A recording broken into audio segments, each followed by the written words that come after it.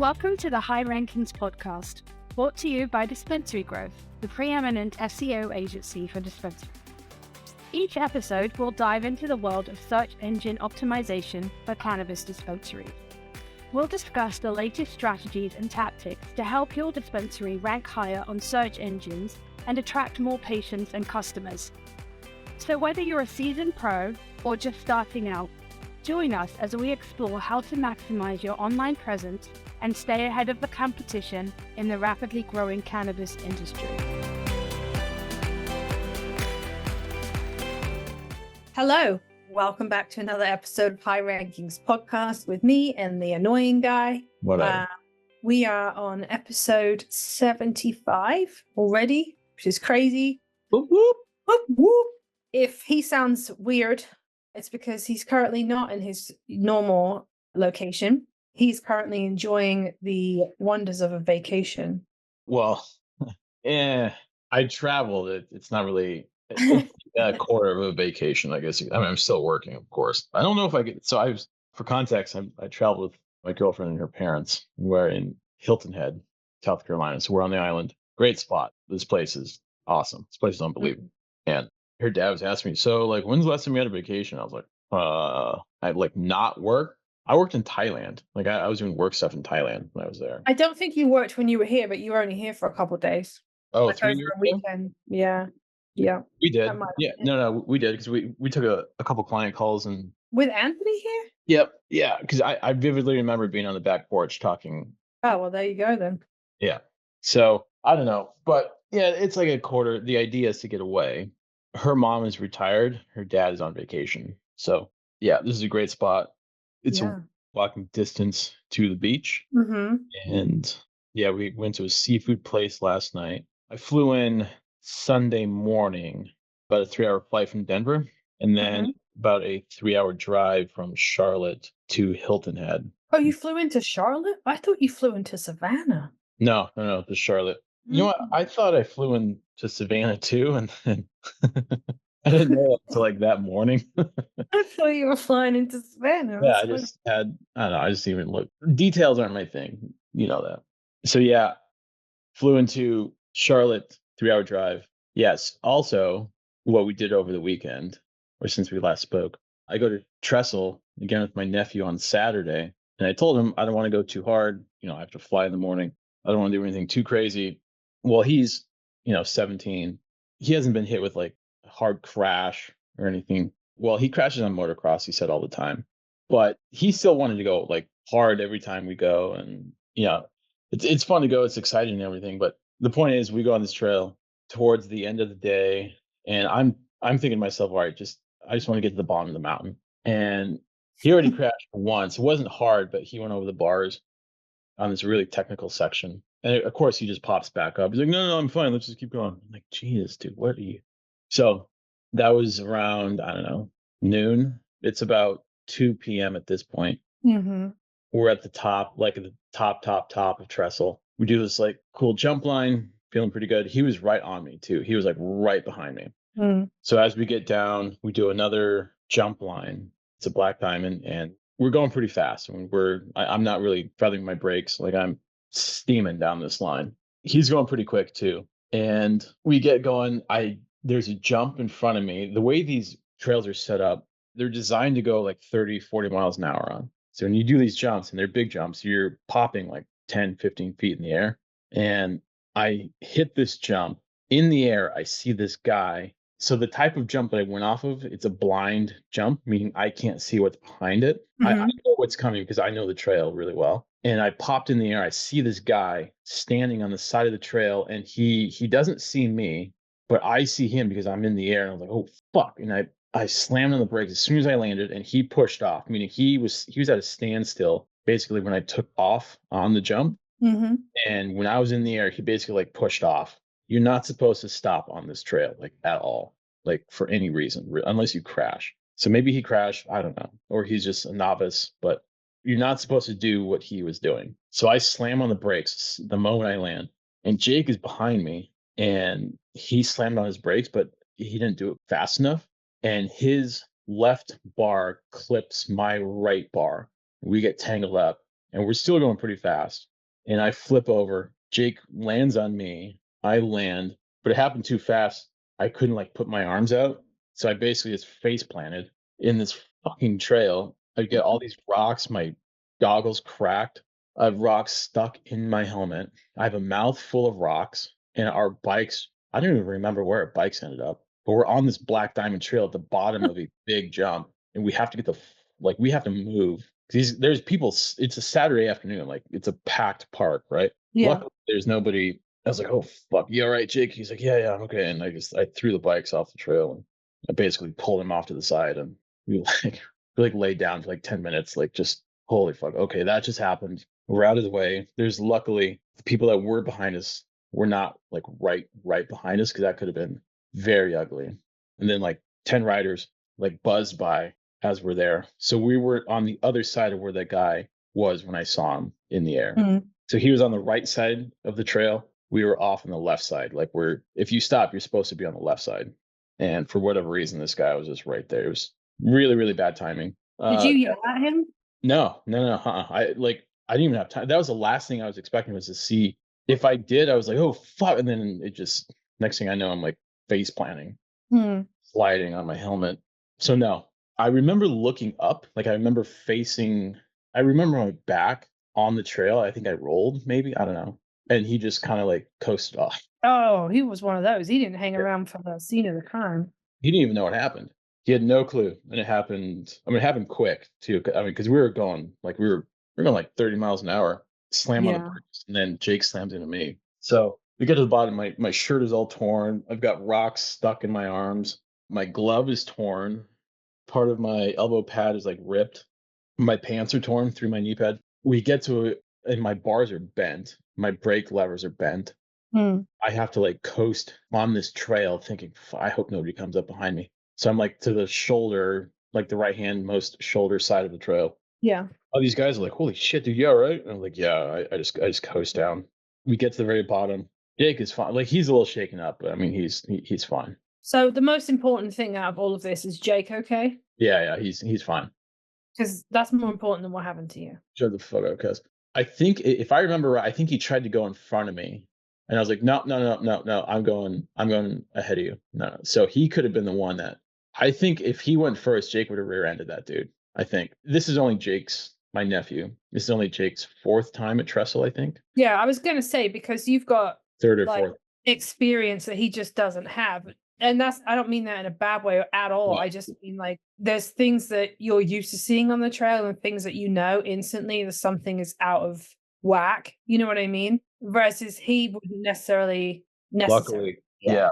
Luckily, I know that trail. I know that hip, like how to pop off that thing and get pretty high in the air. And I was high enough in the air that I saw him. I was like, what the fuck? And then when I landed, I slammed on my brakes to avoid him, and he just coasts in front of me. And the next thing I know, I'm face planting in the fucking dirt. Yeah. So get to the bottom. We take like a frontage road all the way down. It just winds you down the mountain.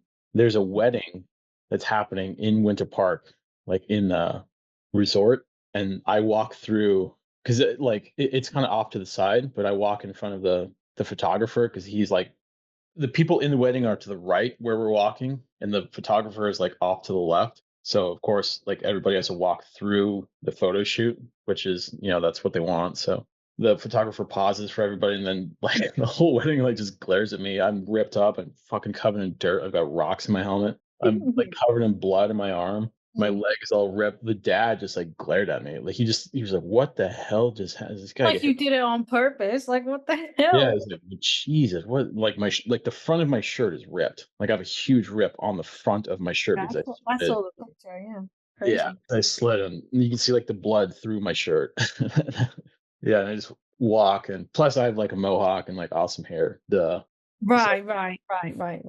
Yeah, I just walk through, and my hand is fucking killing me. My hand is hurting. So yeah, so we get back to the car, and like, all right, let's call it. Let's just have lunch and pack up the bikes and call it. It's like, this is exactly what I did not want to happen before I flew. Yeah, and then I told Austin, and she goes, "Oh my gosh, are you serious? Are you kidding me?" And then I told her what happened. I was like, "Wait, there was a guy on a black diamond trail just basically standing there. Like, what the fuck? Are you serious?" So yeah, that was frustrating, but it happened. It could have been a lot worse. So Well, it was worse last year. Now you just have to buy a new shirt, get rid of your road rash, and fix the wrist that you never really fixed in the first place from last year. Yeah, I think I need some new brake levers. I need new brakes in general. But yeah, I did not end up in an ambulance this time or the Sure. ER. So it could have been a lot worse. And Jake is fine. Jake just Jake used me as the cushion. He crashed on top of me, so he's fine. Well, you're alive, so yay. Yeah, I'm alive. So that was my Saturday, Kaz. That was So my Sunday. What now did you you're in the South, Yes. enjoying Southern hospitality. Yeah. You will be getting a pub sub because we did discuss this offline. It's like you kind of have to do it. If you're in the land of Publix, you have to get a pub sub. It's like, you know, Chicken tender Sammy. apparently chicken tendies is where it's at, which I've literally never had. So what day is it today? Tuesday. Yeah, I've never had a chicken tender sub. I don't know that I ever will because it just seems like it's a lot, but it is their most popular sub. It's literally like viral. But it's Really? like iconic. Yeah. I It's didn't know so that. yeah. It's like their number one selling sub.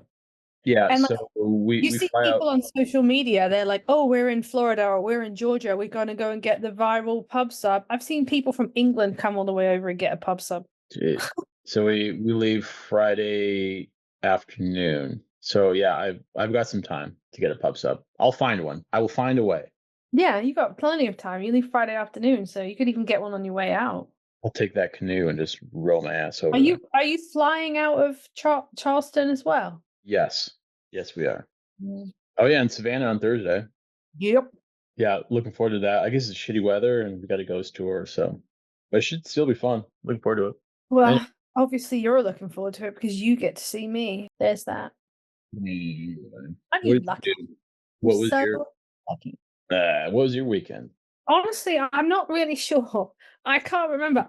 I can't remember. I was looking through my phone to be like, what did I do this weekend? Friday, we went over to Tampa. So the kid, I hate saying kid because he's like 23, but to me, he's a kid, who is my husband's apprentice at work. He graduated from school with his electrical technician or some electrical technician qualification. He Mhm. finished school a while ago, but they just had the graduation ceremony. It was the quickest graduation ceremony ever. It was like under an hour. It was so perfect. So we went and did that. And then we went down to a Mexican restaurant in a different part of Tampa. And I had way too much sangria. Mhm. And so we did that Friday night. And then I don't know that we did a whole lot because, you know, we got some stuff going on. So we don't really wander too far from like home. We did not go out on the boat. I think we just kind of hung around the house. I didn't do too much at the weekend, which was fine. And then obviously I'm leaving to come up to see you in a couple of days. And then, yeah, we honestly didn't do a lot. It was a very boring weekend. But also I drank too much sangria on Friday night. So that kind of interrupted my Saturday. Sounds bit. riveting. Yeah. Well, you know what? Sometimes you just don't need to go out and do crazy shit and spend a ton of money. Sometimes it's fine just being at home. I feel that. 40% of me on Saturday was like, I don't really want to go to Trestle actually. Mm. Then my nephew texted me. He was like, all right, yeah, I'll go. That actually sounds like fun. How do you feel about the new iPhone? I don't even know what's new about it, but I do need a new one, so I feel like I will What end up are you rocking right now? I think I have the 13. Yeah, I have the 13. Yeah. What's this That's new one? what I have the 13 Pro and the new one's the 16. Oh geez. Okay, yeah, I'm a little behind. So, but my 13 is new because remember how my husband dropped my last one in the canal at the marina? No, I did not. Yeah, he dropped my old one in the canal in the marina the same week that our air conditioning went out. It was great. And so I have insurance on my phone. So I got a new phone, but this phone is paid off. So what I might do is give this one to one of the kids because it's basically new, right? And then get the 16. Oh, okay. Now, I mean, What's new with the 16?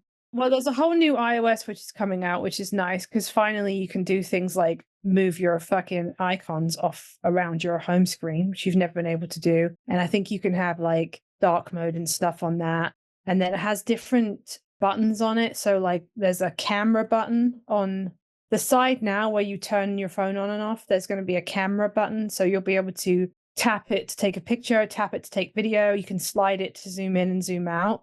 And then other side, there's a new action button. Remember how there used to be that button on the back that you would basically program to do whatever it wanted, and then you would tap it? I think. That was old. So I guess that's on the side, and you program it to do whatever you want to do. The different colors are out. Battery life's longer, allegedly, but we'll see. Yeah, and then I haven't really dug into the iOS too much yet. They just announced it yesterday, but the iOS, I think, is available on the 16th, I think, and you can start ordering the iPhone as of Friday. Right. Okay. All right. Get down with that. I need I a new think I think I want the white one, the white titanium or whatever it's called. I have a gold one now. I have a case over it, so it's not like I know. That's the silly thing. Most of the time you pick your color and then you put a case over it and it doesn't matter. Mine is like this icy blue color. Yeah, that's cool. So yeah, so that comes out in a couple weeks. Well, not even a couple weeks. A week, I guess. So that was new and exciting. What else is new and exciting? Nothing really. No, I mean, nothing. Hilton Head is pretty damn cool, but yeah, just my hand hurts. You know, you're too old to be throwing yourself down a mountain. I know, it's so much fun. We were ripping earlier that day too. That's the shitty part. I mean, man, how did it hit 40 at some point? We were Oh, there's a hurricane out there. So There is? all our listeners, friends, fans, whatever, in Louisiana, you better be taking care of yourself, making sure you got everything that you need because it looks like it's coming your way. Yeah, it is Hurricane Francine. It's currently a tropical storm, but it is going to turn into a hurricane and it's going to affect like the coast of Texas but I think landfall is projected to be Louisiana tomorrow. So yeah, not sure what it's projected to hit at though. What level, what type number hurricane it's projected to hit at. So yeah. Yeah, that's pretty scary. Hurricanes scare the hell out of me. Yeah, I mean, I don't think it's going to be like a Cat 5 like the one that hit New Orleans years ago, but you do worry because of all the flooding and people that don't necessarily take it seriously as maybe they should. But anyway, that's out there, but it's not Florida for once, which is, something. Yeah, but I don't think I mean, we may get the outer bands, but I don't think that Florida's going to be affected, although it does look like my trip to you is going to be nothing but rainy. Yeah, that's kind of shitty. That's tough. Anyway. Yeah, there's 2 other hurricanes out there, but I don't think they're affecting anybody or anything. I just double checked it. So golden. All right. So episode 75. Charlie with his gnarly hand. What do you mean? What am I talking about? No, what's this episode about? Oh, I was like, what do you mean? What am I talking about? This is called a podcast. This is what we do. What we're talking about. What are you doing here, Kaz? I don't know. Sometimes I question myself. We're talking about turning your searches into sales. Well, actually, not turning your searches into sales, but turning searches of internet users into sales for your dispensary. So what we're going to talk about is transactional keywords and how they can help your dispensary drive sales. Transaction. So what would be a few examples of a transactional keyword? So there's actually a couple of different types of keywords that we talk about. So there's informational, navigational, and transactional. So informational is, let's say, like you want to know the difference between sativa and indica, right? That would be an informative keyword because you are trying to be informed of something, right? So the second one is navigational, like a navigational keyword. So an example like that could be where your customer has already heard about you, like they've heard the name, but they might not necessarily know like where you're located. So for example, it could be, where is ABC dispensary located? So that is an example of a navigational keyword.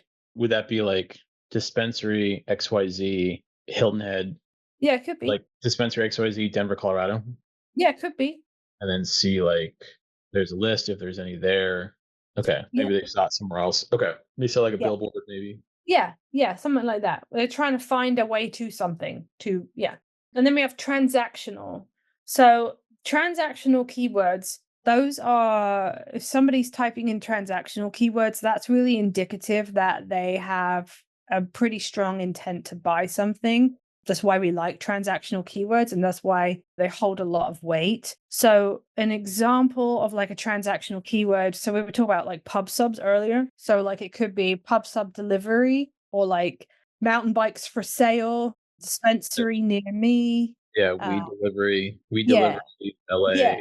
Where can I buy indica near me? They are searching with an intent of a transaction of some kind, right? So whether it be a specific strain of marijuana, or maybe a marijuana product, or they want a dispensary near me. We love that one. Maybe they want a pub sub delivered and they need a new wheel for their mountain bike because they keep falling off it down mountains. Or I don't know, emergency room near me. I just crashed. Where do I go now? What the hell? Nearest doctor to fix hand. Yeah, seriously. Where can I buy some cream for my road rash? Those kind of words. Yeah, so transactional is really a big, strong indicator that the person is close to making a purchase. Typically is how we look at it. Now that's not necessarily 100 out of 100 cases where they type that in, they're going to immediately make a purchase, because we all do research, especially with being able to have such transparent access to pricing online now. But typically that's when we talk about transactional keywords, that's why they do hold quite a lot of weight, for exactly that reason. Yeah, their strongest intent to buy.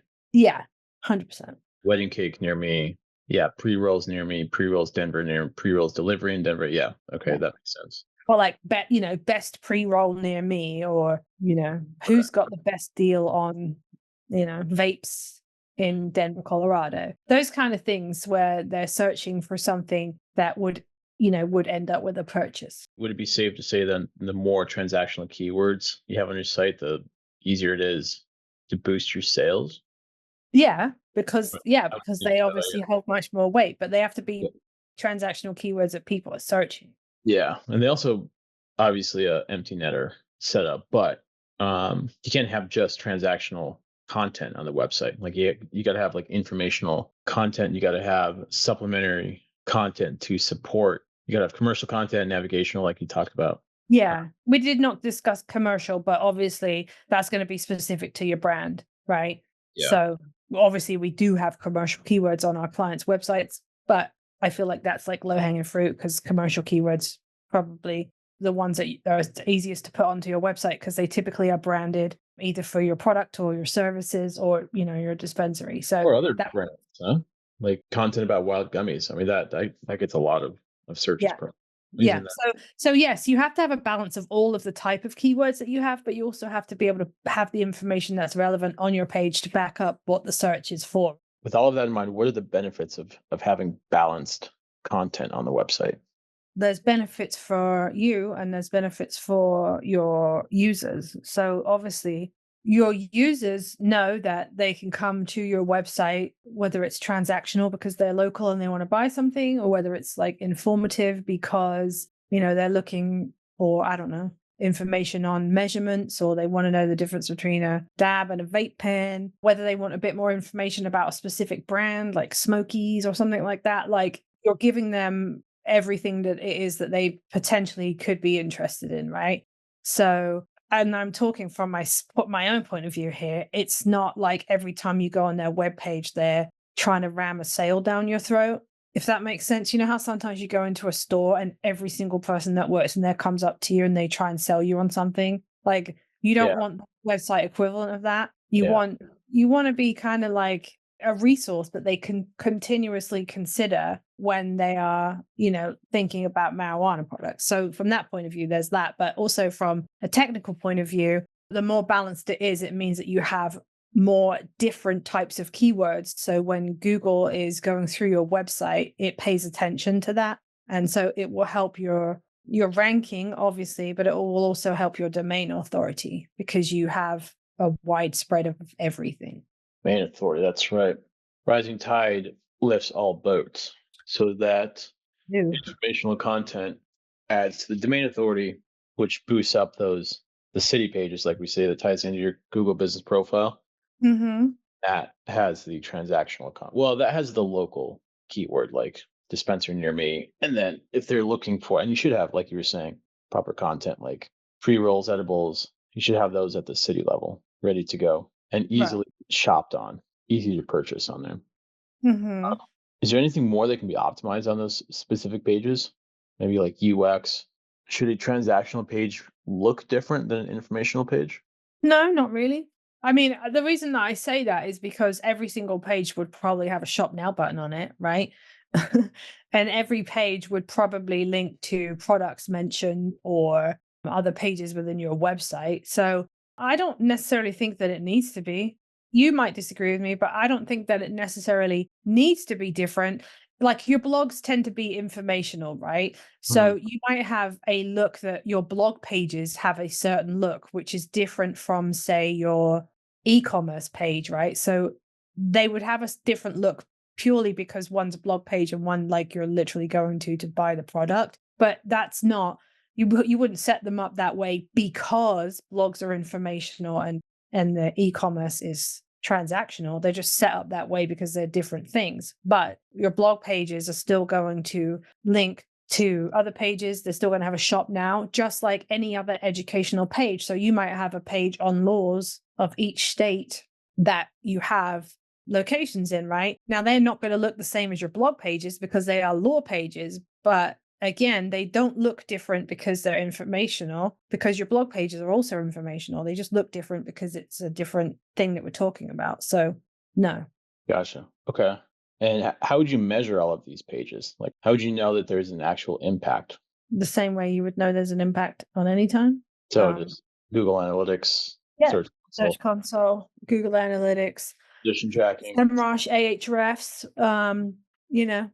those are like if you're looking for specific pages individually, but if you're looking for the pages that you're creating as a whole, I would look to your revenue. The e-commerce, yeah. Dispensaries now, there's great like menus available now, like Chain Boost and Dispense and everything, and Timber and Mosaic. And if they're tied properly into Google Analytics, it makes it so much easier to report revenue to a dispensary. So we can see like, okay, these pages are working transactionally. Maybe these aren't. Yeah. Maybe blog pages aren't, but they're still supplementing some of those efforts. And I'm not like super familiar with Google Analytics because data just upsets me. But I do know that when you go into SEMrush, it will tell you how Google is seeing the page, whether it's informational, commercial, transactional. It will tell you. So that also will benefit you. If you see it and it's saying, oh, this is saying that it's transactional, but I really wanted this page to be informative. Okay, now I've got to go and look again and see what's going on my page and on how I can make it be what I particularly wanted it to be. And all that is through analytics and Search Console for the most part. I mean, those native tracking tools I think they're the best. Mm-hmm. What drops, what to do, what pages, and make adjustments from there.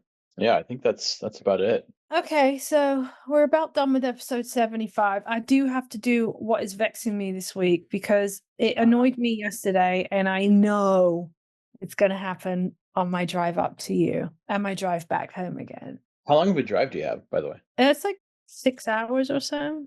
It says 5 hours, but obviously I may have to stop to pee because I shall be drinking coffee. So yeah, I would say 6. Okay. So this is what annoyed me yesterday, and this happened to me twice with the same person. You know, when you're driving along, and incident 1 went down like this. I'm driving along 3-lane road. I'm driving home. In the left lane is a douchebag who is so close to the car in front of him that I'm sure he could count the hairs on the driver's head of the car in front of him. Well, who's the douchebag? The one that's going too slow in the passing? No, nobody was going too slow. The speeds were fine.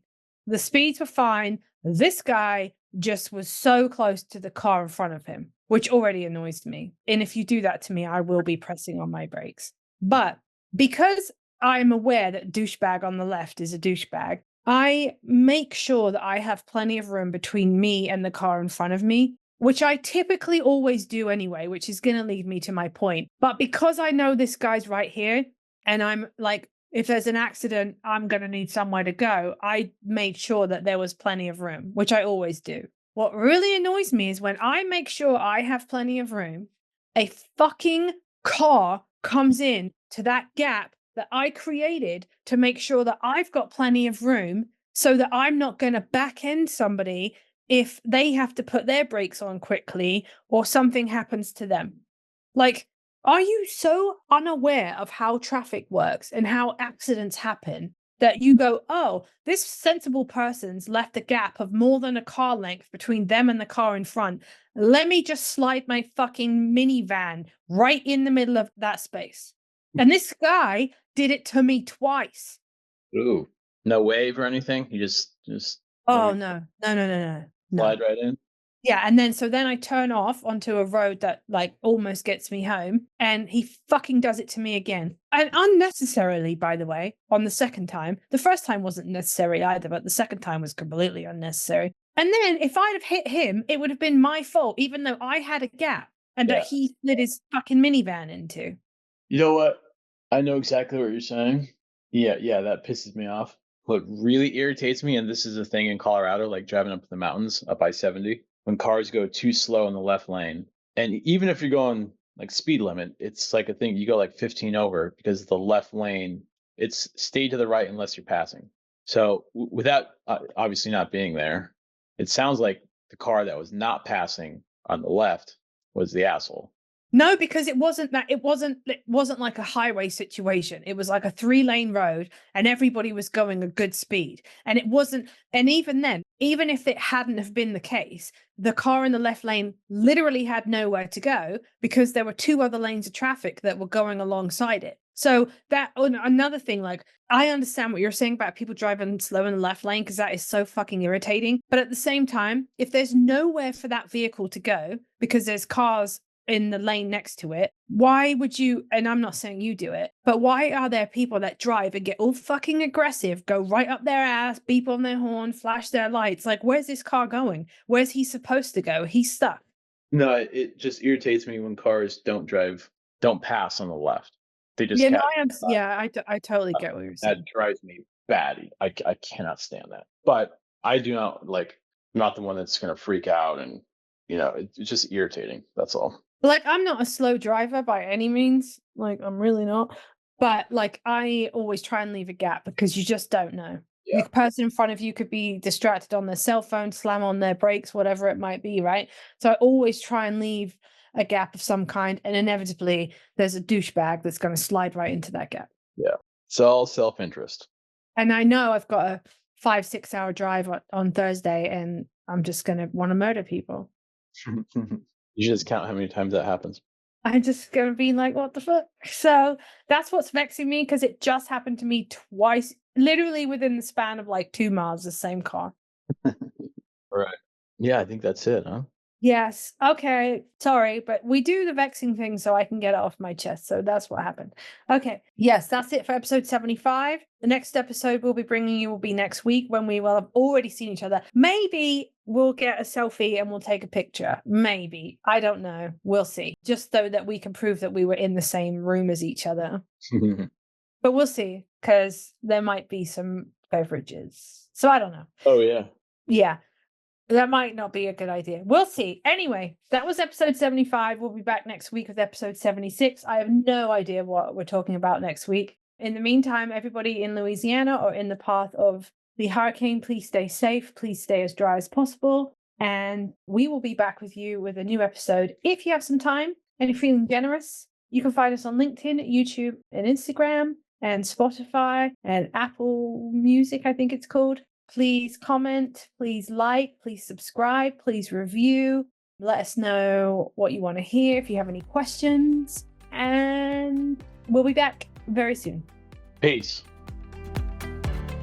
And that's a wrap for today's episode of the High Rankings podcast, brought to you by Dispensary-Growth, the preeminent SEO agency for dispensaries. Thank you for tuning in. We hope you found value in the insight and the tips we shared. If you did, please hit that subscribe button. And if you're feeling super generous, we would love it if you left us a review. If there's a specific topic you'd like us to cover in a future episode, or if you have any questions, you can go ahead and find us on LinkedIn or YouTube. We'll see you next time.